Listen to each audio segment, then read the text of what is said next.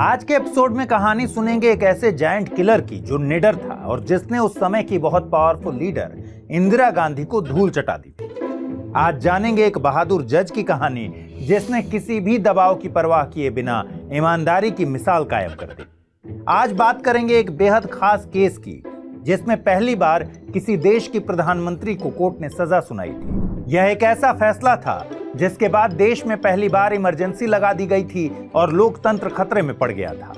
यह कहानी है एक ऐसे फैसले की जिसके कारण आजादी के 30 साल बाद देश में पहली बार गैर कांग्रेसी सरकार सत्ता में आई थी। लेकिन आगे बढ़ने से पहले आप सबका बहुत शुक्रिया, आपने इस सीरीज को बहुत प्यार दिया है। मुझे पता है कि आप सारे एपिसोड्स को देखते हैं, लेकिन अगर आपने इसके पहले के एपिसोड्स नहीं देखे तो ऊपर आई बटन में फ्लैश हो रहा होगा, यहां से आप इसका पिछला एपिसोड देख सकते हैं।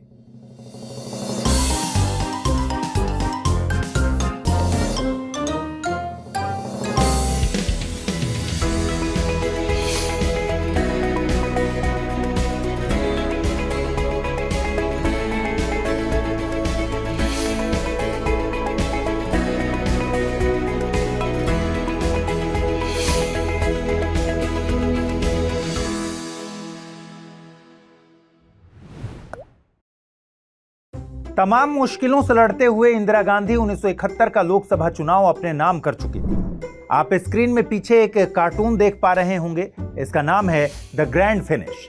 इसे मशहूर कार्टूनिस्ट आर के लक्ष्मण ने बनाया था। यह कार्टून 1971 के लोकसभा इलेक्शन के रिजल्ट को बखूबी दिखा रहा है। इसमें इंदिरा गांधी पहले, दूसरे और तीसरे नंबर पर काबिज हैं और पूरा गठबंधन हार के बाद दूर खड़ा हुआ है। कहने का मतलब है कि 1971 के लोकसभा चुनाव में इंदिरा गांधी की एक बहुत बड़ी इमेज बन चुकी थी, लेकिन इससे भी बड़ी इमेज बनना अभी बाकी था। 1971 के चुनाव के बाद पूर्वी पाकिस्तान यानी आज के बांग्लादेश में एक बड़ा राजनीतिक और सैन्य संकट खड़ा हो गया था। इस संकट के कारण भारत पाकिस्तान के बीच युद्ध छिड़ गया था। बाद में बांग्लादेश एक अलग देश बना। बांग्लादेश बनने में इंदिरा गांधी की बहुत बड़ी भूमिका थी। इस अंतर्राष्ट्रीय घटना से इंदिरा गांधी की लोकप्रियता 7वें आसमान पर पहुंच गई। अब विपक्ष के नेताओं के साथ साथ दुनिया भर के नेताओं ने उनके कौशल की दाद दी थी।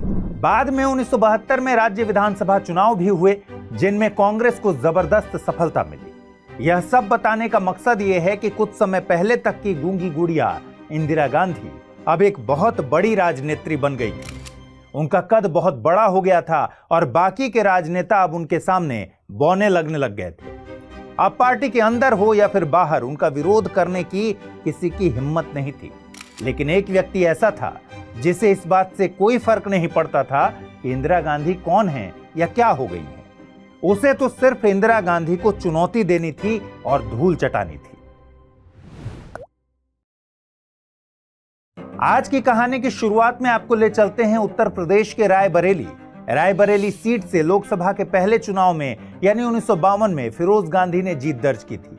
आपको पता ही है कि फिरोज गांधी इंदिरा गांधी के पति थे। फिरोज गांधी के पंचतत्व में विलीन होने के बाद 1967 में इंदिरा गांधी भी इसी सीट से चुनाव लड़ी और जीती। अब 1971 के लोकसभा चुनाव में भी कांग्रेस आर की तरफ से इंदिरा गांधी इसी रायबरेली से चुनाव लड़ रही थी। रायबरेली उस समय भी कांग्रेस के लिए बेहद खास सीट थी और आज तो है ही, लेकिन उस समय रायबरेली की सिचुएशन एक अनार 100 बीमार वाली थी। मतलब सांसदी की इस रेस में इंदिरा गांधी रायबरेली से अकेले नहीं दौड़ रही थी, उनके सामने चुनौतियां थीं। रायबरेली से स्वामी अद्वैतानंद निर्दलीय चुनाव लड़ रहे थे और revolutionary socialist party of India Marxist Leninist की तरफ से रामेश्वर दत्त मानव भी मैदान में थे। इसी सीट से संयुक्त सोशलिस्ट पार्टी ने भी अपना तगड़ा कैंडिडेट उतारा था। हमारी आज की कहानी के नायक यही कैंडिडेट हैं, जिनका नाम था राजनारायण। राजनारायण छोटी मोटी शख्सियत नहीं थे। राजनारायण ने 1942 के भारत छोड़ो आंदोलन में बढ़ चढ़कर हिस्सा लिया था। तगड़े सोशलिस्ट थे, बड़े कद के विपक्षी नेता थे और राम मनोहर लोहिया को अपना गुरु मानते थे। आपको यह फैक्ट ध्यान रखना चाहिए कि उस समय संयुक्त सोशलिस्ट पार्टी और कांग्रेस एक दूसरे की जबरदस्त विरोधी थी। इतनी विरोधी कि अगर एक कमरे में इन्हें छोड़ दिया जाए तो एक दूसरे की खैर नहीं। डॉक्टर लोहिया तो कांग्रेस से खार खाए बैठे थे। एक वक्त ऐसा भी आया जब लोहिया कांग्रेस से बहुत ज्यादा खफा हो गए। इतने खफा हो गए कि उन्होंने यहां तक कह डाला कि कांग्रेस को सत्ता से हटाने के लिए वे शैतान से भी हाथ मिलाने को तैयार हैं। लेकिन 1967 में डॉक्टर लोहिया का निधन हो गया और इस कारण समाजवादी आंदोलन कमजोर पड़ गया। इसी दौर में इंदिरा गांधी का दबदबा बढ़ा और खूब बढ़ा। अब वापस आते हैं उस घटना पर जहां से सब कुछ शुरू हुआ था। वक्त था 1971 के लोकसभा चुनाव का। 1971 में इंदिरा गांधी और राजनारायण रायबरेली की सीट पर आमने सामने थे। वोटिंग की तारीख आती है और वोट पड़ते हैं। राजनारायण अपनी जीत को लेकर इतने कॉन्फिडेंट थे कि रिजल्ट आने से पहले ही उनके समर्थकों ने पटाखे फोड़ने शुरू किए, रंग गुलाल लगाना शुरू किया और यहां तक कि लड्डू बांटना भी शुरू कर दिया और जीत की खुशी का जुलूस तक निकाल दिया। जब रिजल्ट आया तो राजनारायण साहब के होश उड़ गए। चुनाव में इंदिरा गांधी ने 1 लाख से भी ज्यादा वोटों से राजनारायण को हरा दिया। जहां उम्मीद एक बड़ी जीत की हो रही हो, वहां 1 लाख से भी ज्यादा वोटों से हार जाना राजनारायण को समझ नहीं आया। कार्यकर्ताओं को भी लगा कि सारे लड्डू बर्बाद हो गए भाई। नतीजों के बाद राजनारायण कुलबुला रहे थे। अब उस समय ईवीएम मशीन तो थी नहीं कि वो कह देते ईवीएम मशीन हैक हो गई है साहब। इसीलिए उन्होंने अदालत का दरवाजा खटखटाया और इंदिरा गांधी पर चुनाव में भ्रष्टाचार के आरोप लगाए। अब जानना यह है कि आखिर राजनारायण ने क्या आरोप लगाए थे। जनप्रतिनिधित्व अधिनियम 1951 कहता है कि एक रिटर्निंग ऑफिसर के द्वारा घोषित किए गए चुनाव परिणामों को केवल उसी हाई कोर्ट में चुनौती दी जा सकती है जिसके अधिकार क्षेत्र में चुनाव लड़ा गया है, और ऐसी चुनौती के लिए चुनाव याचिका रिजल्ट की घोषणा के 45 दिनों के अंदर की जानी चाहिए। इसलिए राजनारायण इस केस में रिजल्ट की घोषणा के 45 दिनों के अंदर इलाहाबाद हाई कोर्ट पहुंचे। मशहूर लेखिका कैथरीन फ्रैंक ने इंदिरा गांधी की जीवनी the life of Indira Gandhi में लिखा है कि राजनारायण को भारत के मसखरों का राजकुमार कहा जाता था। उनकी एक रंगीन शख्सियत थी। वो अपने सिर पर एक बंडाना बांधते थे और उनका पूरा हाव भाव एक विदूषक की तरह होता था। जब उन्होंने इंदिरा गांधी के खिलाफ चुनाव याचिका दायर की तो उसे एक स्टंट माना गया। उसमें बहुत गहराई नहीं थी। बहरहाल राजनारायण शुरुआत में चुनाव याचिका से संबंधित काम के लिए इलाहाबाद हाई कोर्ट के एक वकील रमेश चंद्र श्रीवास्तव के पास पहुंचे। बाद में राजनारायण ने इस मामले में शांति भूषण को अपने वकील के रूप में शामिल करने का निर्णय लिया। राजनारायण शांति भूषण को पर्सनली नहीं जानते थे, लेकिन फिर भी उन्होंने शांति भूषण को चुना। क्यों चुना? क्योंकि शांति भूषण काबिल वकील तो थे ही, साथ ही वे कांग्रेस ओ के सदस्य भी थे। आपको इसके पहले के एपिसोड में मैंने बताया था कि कांग्रेस ओ और कांग्रेस आर में 36 का आंकड़ा था। शांति भूषण इसलिए भी फेमस थे क्योंकि वे कई राजनीतिक मुकदमे निःशुल्क लड़ा करते थे। अब राजनारायण की तरफ से चुनाव याचिका तैयार की गई और इसमें इंदिरा गांधी पर कई गंभीर आरोप लगाए गए। आप स्क्रीन में ये सारे आरोप देख पा रहे होंगे। इनमें से मुख्य हैं, इंदिरा गांधी द्वारा बैलेट पेपर को केमिकली ट्रीट किया गया, यानी बैलेट पेपर में छेड़खानी की गई। यशपाल कपूर, जो कि एक गैजेटेड ऑफिसर थे, इंदिरा गांधी द्वारा चुनाव में इनकी सेवाएं ली गई, यानी यशपाल कपूर ने इंदिरा गांधी के इलेक्शन एजेंट के रूप में काम किया। फिर यशपाल कपूर ने इंदिरा गांधी के कहने पर एक और कैंडिडेट स्वामी अद्वैतानंद को 50,000 रुपए की घूस दी। ये भी आरोप लगा ताकि यह चुनाव में खड़े हों और वोट कटवा बन जाए। इंदिरा गांधी के चुनाव प्रचार में सशस्त्र बलों के हेलीकॉप्टर और विमानों की सेवाएं ली गई। इंदिरा पर पार्टी सिंबल को लेकर भी आरोप लगाए गए। आपको हमने पहले एपिसोड में बताया था कि 1971 के चुनाव के पहले इंदिरा गांधी अपनी नई पार्टी बना चुकी थी। पार्टी का नाम था कांग्रेस आर और सिंबल था गाय और बछड़ा। आरोप यह लगाया गया कि इस सिंबल का इस्तेमाल करके इंदिरा गांधी वोटर्स की धार्मिक भावनाओं को अपील करना चाहती थी। इंदिरा गांधी पर अन्य आरोप यह भी लगा कि उन्होंने अपनी रैलियों के पंडाल, बैरिकेड, लाउड स्पीकर, इन सब के लिए उत्तर प्रदेश के डीएम, एसपी और सरकारी अधिकारियों की मदद ली थी। इसके अलावा यह भी आरोप लगाया गया कि इंदिरा गांधी ने अपने चुनाव प्रचार के लिए सरकारी वाहनों का इस्तेमाल किया। वोटर्स को प्रभावित करने के लिए शराब, धोती और कंबल बांटने तक के आरोप लगे थे और तय प्रचार खर्च से अधिक खर्च करने का आरोप लगा था। कुल मिलाकर राजनारायण द्वारा लगाए गए सारे आरोप बता रहे थे कि इंदिरा गांधी ने चुनाव जीतने के लिए सरकारी मशीनरी और संसाधनों का दुरुपयोग किया और जनप्रतिनिधित्व कानून की धज्जियां उड़ा दी। इस तरह राजनारायण की यह चुनाव याचिका 24 अप्रैल 1971 को इलाहाबाद हाई कोर्ट में जस्टिस डब्ल्यू ब्रूम के सामने दायर की गई। इस केस को हैंडल करने के लिए इंदिरा गांधी की तरफ से एससी खरे नाम के वरिष्ठ वकील को मैदान में उतारा गया। इसके बाद 5 अगस्त 1971 को इंदिरा गांधी की तरफ से एक लिखित स्टेटमेंट जारी हुआ और इस स्टेटमेंट में इंदिरा गांधी ने अपने ऊपर लगे सारे आरोपों को एक एक करके नकार दिया। इस तरह शुरू हुआ एक ऐतिहासिक मुकदमा जिसे भारतीय राजनीति के इतिहास में इंदिरा गांधी बनाम राजनारायण के नाम से जानते हैं। राजनारायण ने इंदिरा गांधी पर बैलेट पेपर की टेम्परिंग का आरोप लगाया था। शांति भूषण इस आरोप को बहुत गंभीरता से नहीं ले रहे थे, जबकि राजनारायण बिल्कुल श्योर थे, एकदम श्योर थे कि बैलेट पेपर को केमिकली ट्रीट किया गया है, यानी बैलेट पेपर के साथ छेड़खानी की गई है। अब अपनी बात को प्रूव करने के लिए राजनारायण शांति भूषण को एक वैज्ञानिक के पास ले गए। इन वैज्ञानिक का भी मानना था कि बैलेट पेपर की टेम्परिंग की गई है। शांति भूषण ने जनसंघ के नेता बलराज मढ़ोक के घर पर वैज्ञानिक महाशय से मुलाकात की। उनके पास इंफ्रारेड और अल्ट्रा वायलेट लैंप थे। उन्होंने शांति भूषण को एक जैसे 2 बैलेट पेपर दिखाए और फिर उन पर अल्ट्रा वायलेट लाइट डाली। इस एक्सपेरिमेंट में दोनों बैलेट पेपर में अलग अलग रंग दिखाई दे रहे थे। वैज्ञानिक ने दावा किया कि राजनारायण का आरोप सही है कि कुछ बैलेट पेपर्स को केमिकल ट्रीटमेंट देकर टेम्परिंग की गई है। हालांकि शांति भूषण इससे सहमत नहीं थे। उन्होंने कहा कि ये पेपर अलग अलग प्रिंटिंग प्रेस में छपे थे, इसलिए इन पेपर्स की बनावट अलग अलग हो सकती है और इसीलिए अलग अलग रंग दिखाई दे रहे हैं। बाद में जब यह मुद्दा कोर्ट में आया तब न्यायमूर्ति ब्रूम ने बैलेट पेपर के सैंपल्स की जांच करवाई। 15 नवंबर 1971 को उन्होंने राजनारायण के पक्ष में डाले गए रैंडम 200 वोट्स और श्रीमती गांधी के पक्ष में डाले गए 600 वोट्स का निरीक्षण किया। उन्होंने पाया कि बैलेट पेपर पर मुहर के निशान अलग अलग जगह पर लगे थे और इसलिए यह विश्वास करने का कोई कारण नहीं है कि बैलेट पेपर के साथ कोई टेम्परिंग की गई है। यह सब चल ही रहा था कि इस बीच जस्टिस ब्रूम दिसंबर 1971 में रिटायर हो गए। फिर कुछ दिनों के लिए यह केस पहुंचा जस्टिस BN लोकुर के पास। वो भी कुछ महीनों में रिटायर हो गए। इसके बाद इस केस पर आए जस्टिस KN श्रीवास्तव। इसी तरह वक्त बीतता गया, जज बदलते रहे और मामला धीरे धीरे चलता रहा।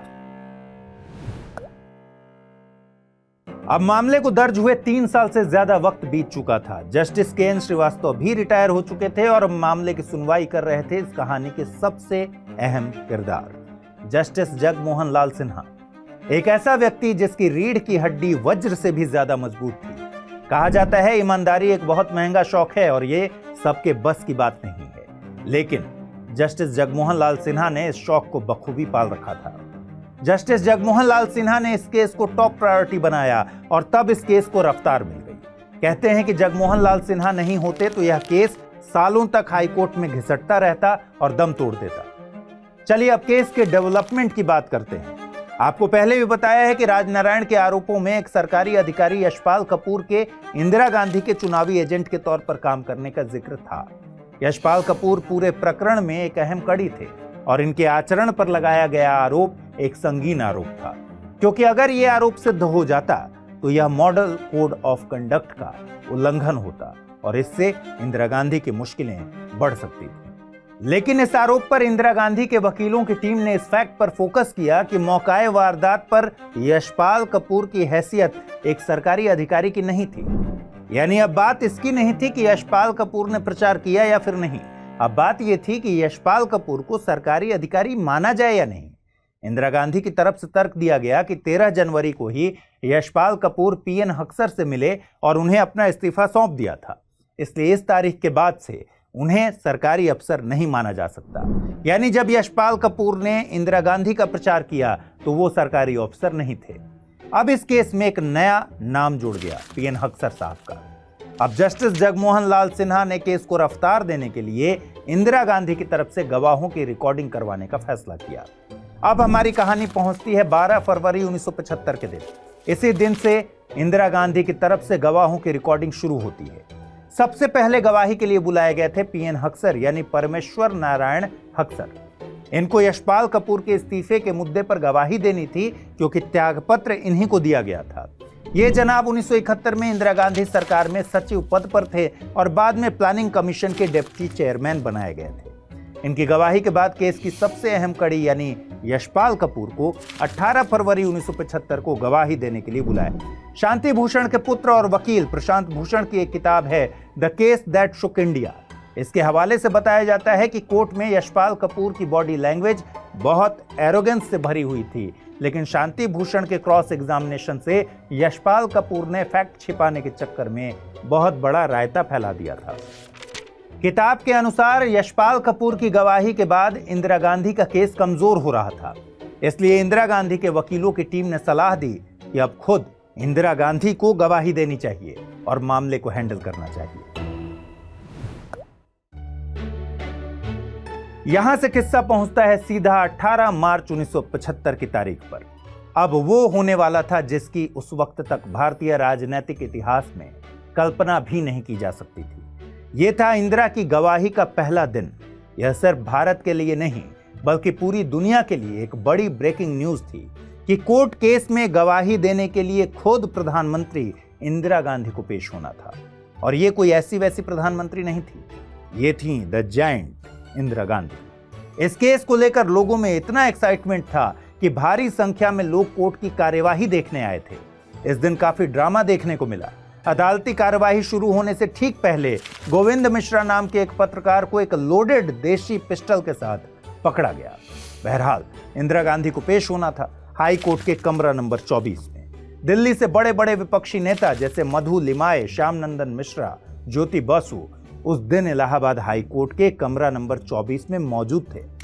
वहीं इंदिरा गांधी की तरफ से राजीव गांधी और सोनिया गांधी भी कोर्टरूम में मौजूद थीं। 10 बजने के 2 मिनट पहले जज साहब जस्टिस सिन्हा कोर्टरूम में दाखिल होते हैं और सभी मौजूदा लोगों को कोर्टरूम की मर्यादा और परंपरा को बनाए रखने के लिए इंस्ट्रक्शन देते हैं। जस्टिस सिन्हा को पूरा अंदाजा था कि कोर्टरूम में इंदिरा गांधी की मौजूदगी के क्या मायने हैं। पूरी दुनिया की नजर इस कार्यवाही पर थी। जज साहब इंदिरा गांधी को किसी प्रकार के प्रिविलेज या फिर स्पेशल ट्रीटमेंट नहीं देना चाहते थे ताकि लोगों को यह न लगे कि न्यायपालिका पीएम के दबाव में है या फिर न्यायपालिका कॉम्प्रोमाइज हो गई है। बस लोगों को इस बात का भरोसा दिलाना था कि न्यायपालिका के सामने सब बराबर होते हैं। इसलिए कोर्ट रूम में इंदिरा गांधी को वही ट्रीटमेंट मिला जो किसी सामान्य व्यक्ति को मिलता है। जैसे इंदिरा गांधी को बिना सिक्योरिटी के कोर्ट रूम के भीतर आना पड़ा और इंदिरा गांधी को कटघरे में भी आना पड़ा। हाँ, इस मामले में इंदिरा गांधी को जरूर एक स्पेशल रियायत दी गई थी कि उन्हें कटघरे में खड़ा करने के बजाय बैठने के लिए कुर्सी प्रोवाइड कराई गई। इमेजिन कीजिए कि इस वक्त कोर्ट रूम में किस कदर तनाव का माहौल रहा होगा, लेकिन इंदिरा गांधी एकदम काम एंड कंपोज्ड थी। उनकी बॉडी लैंग्वेज से बिल्कुल भी पता नहीं चल रहा था कि वो इसके से लेश मात्र भी चिंतित हैं। इंदिरा ऐसे बिहेव कर रही थीं जैसे ये उनकी एक रूटीन मीटिंग हो। इस बात से पता चलता है कि इंदिरा गांधी का स्ट्रेस मैनेजमेंट आला दर्जे का था। हम सबको इंदिरा जी के इस बर्ताव से सीखना चाहिए। बहरहाल अदालत की कार्यवाही शुरू होती है। सबसे पहले इंदिरा गांधी के वकील खरे ने पूछताछ शुरू की। इसके बाद शांति भूषण की बारी आई। अदालत में इंदिरा गांधी को करीब 5 घंटे तक सवालों के जवाब देने पड़े। उस दिन अदालत का वक्त खत्म हो गया था, लेकिन सवाल जवाब नहीं।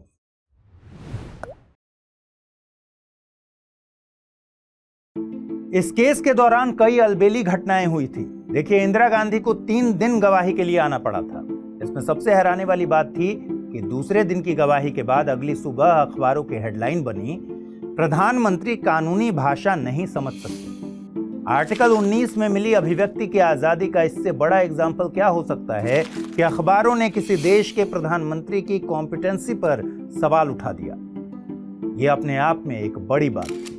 लेकिन सवाल यह है कि आखिर ऐसा क्या हुआ था कि ऐसी हेडलाइन छापने की नौबत आ गई। दरअसल पहले दिन की गवाही के बाद अगले दिन की कार्यवाही शुरू हुई थी। आज शांति भूषण साहब बहुत ज्यादा एक्टिव दिख रहे थे। इस केस में इंदिरा गांधी की तरफ से एक लूप होल था और इस लूप होल से केस में राजनारायण को बढ़त मिल सकती थी। शांति भूषण ने इसे पकड़ लिया था। यह था इंदिरा की उम्मीदवारी का मामला। दरअसल इंदिरा गांधी की तरफ से कहा गया था कि उनकी उम्मीदवारी 1 फरवरी 1971 को तय हुई थी। सबूत के तौर पर शांति भूषण के पास ऑल इंडिया कांग्रेस कमेटी का एक डॉक्यूमेंट था। इसमें लिखा था कि इंदिरा गांधी की कैंडिडेट के तौर पर उम्मीदवारी 29 जनवरी को तय हुई। इस पर इंदिरा गांधी ने कहा कि डॉक्यूमेंट की लीगल लैंग्वेज के कारण उन्हें कंफ्यूजन हो गया और वो डॉक्यूमेंट में लिखी बातों को ठीक से कॉम्प्रिहेंड नहीं कर पाई। बस इंदिरा गांधी का इतना कहना था कि अखबारों को अपना कंटेंट मिल गया। अगले दिन न्यूज़पेपर की हेडलाइन बनी, प्रधानमंत्री कानूनी भाषा नहीं समझ सकते। ऐसा लग रहा था मानो मीडिया इंदिरा गांधी की एक एक सांस का हिसाब रखना चाहती थी। बहरहाल इसके बाद इंदिरा गांधी की गवाही एक दिन और चली और उसके बाद मामला आगे बढ़ गया। अब तक अदालती कार्यवाही चलते हुए 2 महीने बीत चुके थे और बहुत सारे तर्क, दलील, गवाहियां और फैक्ट्स इशारा कर रहे थे कि इंदिरा गांधी को इस केस में हार मिल सकती है। इसके बाद वही हुआ जो अक्सर फिल्मों में देखते हैं। अब केस की सुनवाई कर रहे जस्टिस सिन्हा को टारगेट किया जाने लगा। उनके न्याय को खरीदने की कोशिशें। देखिए, जब घी सीधी उंगली से नहीं निकलता हो तो उंगली टेढ़ी करनी पड़ती है या फिर बर्तन को ही गर्म करना पड़ता है। ये कहावत इंदिरा गांधी जी के शुभचिंतकों ने सुनी हुई थी और अब ये शुभचिंतक इसको एग्जीक्यूट करने वाले थे। मामले की शुरुआत में ही सबसे पहले शांति भूषण को केस से हटाने की बात हुई थी, लेकिन बाद में जस्टिस सिन्हा और उनके सचिव मन्ना लाल पर भी बहुत दबाव बनाया गया। कहा जाता है दबाव बनाने के लिए सीआईडी तक का सहारा लिया गया था, लेकिन दबाव बना नहीं। अब इंदिरा गांधी के शुभचिंतकों को भी समझ आ गया था कि जज साहब ऐसे तो मानेंगे ही नहीं। दबाव डालने का स्टाइल बदल दिया गया। इस मामले पर शांति भूषण ने अपनी किताब कोर्टिंग डेस्टिनी अ मेमोir में एक सनसनीखेज खुलासा किया। इसके अनुसार जब जस्टिस सिन्हा और शांति भूषण दोनों गोल्फ खेल रहे थे तो जस्टिस सिन्हा ने शांति भूषण को बताया था कि केस के फैसले से कुछ दिन पहले इलाहाबाद हाई कोर्ट के चीफ जस्टिस डीएस माथुर ने जस्टिस सिन्हा से मुलाकात की, लेकिन जस्टिस माथुर खाली हाथ नहीं गए थे। उनके पास एक शानदार ऑफर था। गॉडफादर मूवी में मार्लन ब्रांडो का एक शानदार डायलॉग है, I am going to make him an offer he can't refuse. लगभग इसी स्टाइल में जस्टिस माथुर ने सिन्हा साहब को इशारा किया कि उनका नाम हिमाचल प्रदेश के चीफ जस्टिस पद के लिए सोचा जा रहा है और सब कुछ ठीक रहा तो केस का फैसला आते ही ये काम भी हो जाएगा। बहरहाल आगे आने वाले वक्त ने बताया कि इस ग्रैंड ऑफर का जस्टिस सिन्हा पर कोई भी असर नहीं हुआ। ऐसा नहीं है कि इसके बाद जस्टिस सिन्हा पर दबाव नहीं डाला गया। आपको बता दें कि 7 जून तक जस्टिस सिन्हा अपना फैसला सुरक्षित कर चुके थे। अब बस देर थी फैसला पढ़कर सुनाने की, लेकिन इसी बीच जज साहब को होम मिनिस्ट्री का भी दबाव झेलना पड़ा, यह भी आरोप है। इन पर फैसले को जुलाई तक होल्ड करने का दबाव डाला गया। अब सिन्हा साहब को यह एहसास हो चुका था कि और देरी से उन पर दबाव बढ़ेगा, इसलिए उन्होंने फैसला कुछ ही दिनों में सुनाने का डिसीजन लिया। फैसला अब कुछ ही दिनों में आना था। भारत के उस समय के सबसे बड़े मुकदमे का सबसे बड़ा फैसला। फैसले की तारीख तय हुई 12 जून 1975। 12 जून 1975 की सुबह 10 बजे से पहले ही इलाहाबाद हाईकोर्ट का कोर्ट रूम नंबर 24 खचाखच भरा हुआ था। देखने वालों का तांता लगा हुआ था। जस्टिस सिन्हा ठीक 10 बजे अपने चैम्बर से कोर्ट रूम में आए। जज साहब पर पूरे देश की नजरें थीं। जस्टिस सिन्हा का फैसला था 258 पेज का। जज साहब ने फैसला सुनाना शुरू किया। जज साहब ने कहा कि राजनारायण की याचिका में उठाए गए कुछ आरोपों को उन्होंने सही पाया है। देखिए, राजनारायण की अपील में 7 आरोप इंदिरा गांधी के खिलाफ लगाए गए। उनमें से 5 में तो जस्टिस सिन्हा ने इंदिरा गांधी को राहत दे दी, लेकिन 2 आरोपों पर उन्होंने इंदिरा गांधी को दोषी पाया। यानी यह सिद्ध हो गया था कि इंदिरा गांधी ने अपने चुनाव में भारत सरकार के अधिकारियों और सरकारी मशीनरी का इस्तेमाल किया था। फिर जस्टिस सिन्हा ने अपने फैसले को पढ़ते हुए कहा कि तमाम सबूतों और गवाहों के मद्देनजर ये अदालत प्रतिवादी संख्या 1 यानी इंदिरा गांधी को कानून के सेक्शन 123(7) के तहत भ्रष्ट आचरण का दोषी पाती है। सजा के तौर पर जस्टिस सिन्हा ने प्रधानमंत्री इंदिरा गांधी का रायबरेली से लोकसभा के लिए हुआ चुनाव निरस्त कर दिया और अगले 6 सालों तक इंदिरा गांधी को लोकसभा या फिर विधानसभा का चुनाव लड़ने के लिए अयोग्य ठहरा दिया। सिन्हा साहब जानते थे कि इस मामले में इंदिरा गांधी सुप्रीम कोर्ट जरूर जाएंगी, इसलिए उन्होंने फैसले के एग्जीक्यूशन पर कुछ दिन का स्टे भी लगा दिया। इसके बाद कुछ ही मिनटों में ऑल इंडिया रेडियो ने जस्टिस सिन्हा के फैसले की खबर को पूरे देश में आग की तरह फैला दिया। यह भारत के इतिहास में पहला मौका था जब किसी हाई कोर्ट के जज ने किसी प्रधानमंत्री के खिलाफ इस तरह का कोई फैसला सुनाया था। लेकिन इस फैसले का असर क्या हुआ? विपक्ष ने मौके पर चौका मारा और पहुंच गया राष्ट्रपति के पास। मांग थी कि अब जल्द ही प्रधानमंत्री को हटा दिया जाए। वरिष्ठ पत्रकार कुलदीप नैयर बताते हैं कि इस फैसले के बाद उनकी मुलाकात कांग्रेस के वरिष्ठ नेता जगजीवन राम से हुई। जगजीवन राम से उन्होंने पूछा कि क्या इंदिरा गांधी इस्तीफा देंगी, तो उनका कहना था नहीं, और अगर ऐसा हुआ तो पार्टी में घमासान मच जाएगा। नैयर साहब ये भी बताते हैं कि इंदिरा गांधी ने इलाहाबाद हाईकोर्ट के फैसले के बाद इस्तीफा देने का मन बना लिया था, लेकिन उनके बेटे संजय गांधी और पश्चिम बंगाल के तत्कालीन मुख्यमंत्री सिद्धार्थ शंकर रे के कारण उन्होंने इस्तीफा नहीं दिया। बहरहाल फैसले के बाद जैसा सोचा गया था वैसा ही हुआ। इंदिरा गांधी पहुंची सुप्रीम कोर्ट। अब इंदिरा गांधी की तरफ से पैरवी करने के लिए मशहूर वकील एन पालकीवाला को बुलाया गया, लेकिन राजनारायण की तरफ से पुराने वकील शांति भूषण ही अदालत में आए। आखिरकार 22 जून 1975 को इंदिरा गांधी की तरफ से अपील सुप्रीम कोर्ट में दाखिल हुई। यह वक्त सुप्रीम कोर्ट में वैकेशन का था। यह अपील वैकेशन जज जस्टिस वी.आर. कृष्ण अय्यर के सामने दाखिल की गई थी। फिर 24 जून 1975 को जस्टिस अय्यर ने इलाहाबाद हाई कोर्ट के फैसले को पलटकर स्टे ऑर्डर दे दिया, लेकिन यह पूर्ण स्थगन आदेश ना होकर आंशिक स्थगन था। इसका मतलब यह हुआ कि इंदिरा गांधी संसद की कार्यवाही में हिस्सा तो ले सकती हैं, लेकिन वोट नहीं कर सकती। यानी सुप्रीम कोर्ट के इस फैसले के मुताबिक इंदिरा गांधी की लोकसभा सदस्यता बहाल रह सकती थी। बाद में जस्टिस वी.आर. कृष्ण अय्यर ने एक टीवी इंटरव्यू में बताया कि उन पर भी इस केस को लेकर दबाव बनाने की कोशिश हुई। जस्टिस कृष्ण अय्यर ने स्वीकार किया था कि देश के कानून मंत्री उनसे मिलना चाहते थे। 24 जून को सुप्रीम कोर्ट का फैसला आया और 25 जून को दिल्ली में जयप्रकाश नारायण की रैली रामलीला मैदान में हुई। इमरजेंसी के दौरान मौलिक अधिकारों को सस्पेंड कर दिया गया और प्रेस सेंसरशिप लगा दी गई, जिसके कारण मामले की कोई रिपोर्टिंग नहीं हुई। सुप्रीम कोर्ट में इस मामले की सुनवाई इमरजेंसी के दौरान ही हुई और इमरजेंसी के दौरान ही 7 नवंबर 1975 को सुप्रीम कोर्ट ने जस्टिस जगमोहन लाल सिन्हा के फैसले को पलट दिया था। फिर इमरजेंसी के बाद लोकसभा चुनाव हुए। इस चुनाव में कांग्रेस बुरी तरह से हार गई। राजनारायण लोकसभा चुनाव में एक बार फिर इंदिरा गांधी के सामने खड़े हुए, लेकिन इस बार इंदिरा गांधी हार गई। इंदिरा गांधी को धोबी पछाड़ देने के चलते राजनारायण को जायंट किलर कहा जाने लगा। इनका नारा हुआ करता था, पहले हराया कोर्ट से, फिर हराया वोट से। मोरारजी देसाई की जनता सरकार में इन्हें स्वास्थ्य मंत्री बनाया गया, लेकिन 1 साल के भीतर ही मोरारजी देसाई ने उन्हें अपने मंत्रिमंडल से हटा भी दिया। इसी जनता पार्टी की सरकार में शांति भूषण कानून मंत्री बने। शांति भूषण 1977 से 1979 के बीच भारत के कानून मंत्री रहे। शांति भूषण ने जस्टिस सिन्हा को हिमाचल प्रदेश उच्च न्यायालय में ट्रांसफर करने की पेशकश की ताकि उन्हें मुख्य न्यायाधीश बनाया जा सके। जस्टिस सिन्हा ने इस ऑफर को भी विनम्रता से अस्वीकार कर दिया था। बाद में जस्टिस जगमोहन लाल सिन्हा का 20 मार्च 2008 को निधन हो गया। आज के एपिसोड में बस इतना ही। कमेंट करके बताइए आपको इस कहानी के किस किरदार ने सबसे ज्यादा प्रभावित किया। कमेंट करके यह भी बताइए कि आपको यह एपिसोड कैसा लगा और आगे आप ऐसी कौन सी मजेदार कहानी सुनना चाहते हैं।